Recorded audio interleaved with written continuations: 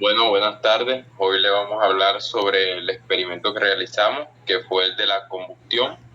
Le hablaremos de 3 actos y nuestro grupo está conformado por María Cecilia Flores, Cheira Crespo y Andrés Castillo, mi persona, Juan Barro. Bueno, en el primer acto utilizamos de materiales lo que fueron la vela, el vaso, un plato y agua.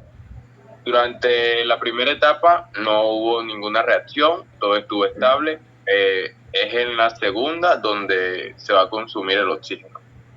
Bueno, aquí las variables que vamos a considerar son la composición del aire y la temperatura. La temperatura es la definición de cómo una forma de cuantificar el estado de un cuerpo, es decir, cómo se mide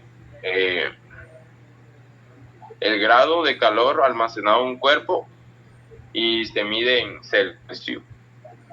Y en la composición del aire, la atmósfera terrestre está compuesta por un 21% de oxígeno y el 78% de nitrógeno en su mayoría, seguido de argón, dióxido de carbono, vapor del agua y metano. En el segundo acto se comprende el momento en el que se enciende la vela y se posa encima de ella el vaso cubriéndola por completo. En esta etapa la cantidad de variables puede aumentar y podemos explicar la relación con su experimento. Las variables que aumentan serían la precisión interna del vaso, la densidad de los gases, su temperatura, la presión atmosférica y su combustión. La combustión, eh, la combustión, combustión es una reacción química en la cual arden algunas sustancias. Esto sucede gracias a una oxidación en la cual se relacionan algunos reactantes llamados combustibles y un oxígeno. En este caso sería el oxígeno, el oxidante. Se le añade una chispa de energía externa para que se pueda iniciar la reacción, lo que nos da como producto el dióxido de carbono y energía en forma de calor y luz.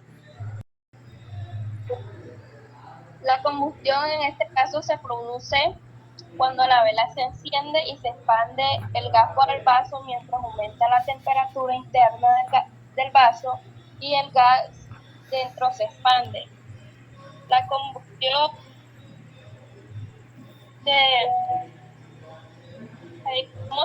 cuando la vela se enciende, la reacción consume el oxígeno y produce dióxido de carbono y se expande por el calor, ocupando a otros gases en el área del vaso, en una presión sobre el agua en la base del plato, en la presión interna.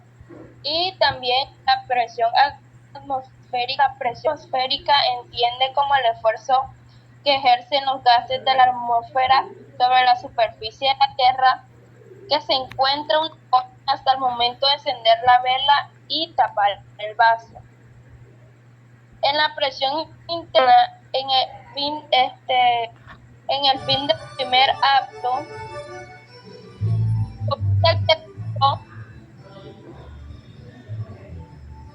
el segundo acto culmina en el momento en que la vela empieza a apagarse y se produce la falta de oxígeno, ya que se ha consumido casi todo durante la reacción.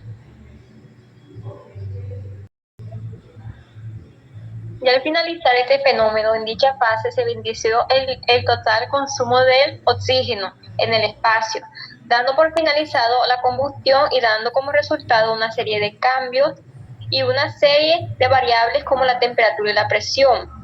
Al determinarse la combustión, la temperatura dentro del vaso disminuye drásticamente, lo que afecta a la presión disminuyéndola. La presión disminuye y los gases dentro, como lo son el CO2 y el vapor del agua, se contrae creando una diferencia de presión dentro y fuera del vaso. La presión será mayor a la de dentro del vaso y en busca de poder equilibrar la presión atmosférica empujará el agua hacia dentro del vaso hasta igualar la presión dentro y fuera. Ya, para finalizar, se determinó que este fenómeno no solo está dependiente de algo fijo, sino que comprendió que existe una extensa variable a las cuales influyen en este experimento. Al momento de encender la vela se produce una reacción de combustión. La cera de la vela reacciona y consume un gas, el oxígeno, que forma la parte del aire, pero se forman otros dos, el dióxido de carbono y el dióxido de vapor. A causa de esto, la presión en el interior del recipiente disminuye, lo que hace vulnerable quien ejerce una mayor fuerza y este empuja hacia adentro el líquido. Gracias.